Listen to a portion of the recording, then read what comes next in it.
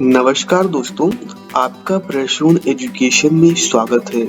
आज हम doctor APJ Abdul Kalam की बायोग्राफी के बारे में पढ़ेंगे।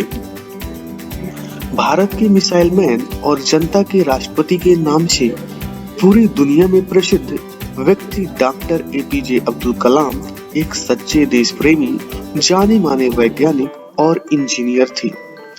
जब आप अपने सपने को पूरा करने की ठान लेते हैं तो उसे पूरे करके ही रहते हैं, चाहे उसके लिए जिस भी परिस्थिति का सामना करना पड़े। उनके यह विचार आज भी देश के लोगों को प्रेरित करते हैं। देश की युवा पीढ़ी के वे सबसे प्रिय व्यक्ति थे। रक्षा अनुसंधान एवं विकास संगठन और भारतीय अंतरिक्ष अनुसंधान संगठन जैसे देश की सबसे सफल संस्थानों में उनका योगदान कोई भी नहीं भूल पाएगा। भारत का सर्वोच्च नागरिक सम्मान यानी भारत रत्न से सम्मानित कलाम जी बहुत ही सीधे और जमीन से जुड़े इंसान थे। उन्होंने अपना पूरा जीवन देश के हित के लिए समर्पित किया। उनकी ईमानदारी और कर्मठता उनकी सच्ची पहचान है। एपीजे अब्दुल कलाम का जन्म मुस्लिम परिवार में हुआ था। 15 अक्टूबर 1931 में धनुषकोडी गांव, जो कि रामेश्वरम तमिलनाडु में स्थित है, वहां पर एपीजे अब्दुल कलाम का जन्म हुआ।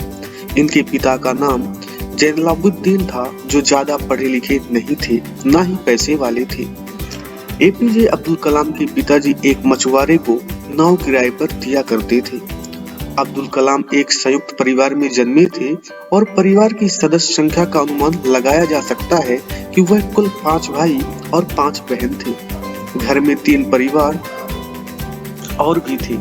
अब्दुल कलाम का जीवन उनके पिताजी के कारण बहुत प्रभावित हुआ।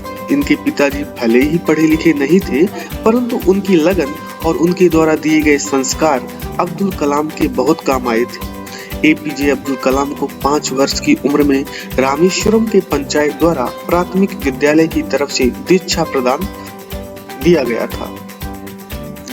गया था।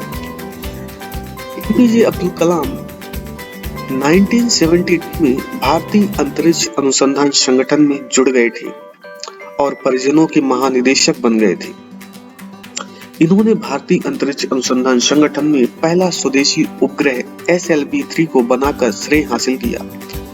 1980 में उन्होंने रोहिणी उपग्रह को पृथ्वी तक पहुंचाने का कार्य किया। ये अपने सफलतापूर्वक परीक्षण के बाद में अंतरराष्ट्रीय अंतरिक्ष क्लब के सदस्य बन गए। इन्हें इसरो में लॉन्च व्हीकल प्रोग्राम को चढ़ाने का श्रेय दिया गया था। एपीजे अब्दुल कलाम ने लक्ष्य वेधी नियंत्रण प्रक्षेपास्त्र को डिजाइन दिया था। एपीजे अब्दुल कलाम ने पोखरण में दूसरी बार परमाणु परीक्षण करवाया था। इस तरह भारत को परमाणु परीक्षण करवाकर परमाणु यंत्र प्रदान करने में सफलता प्राप्त की थी।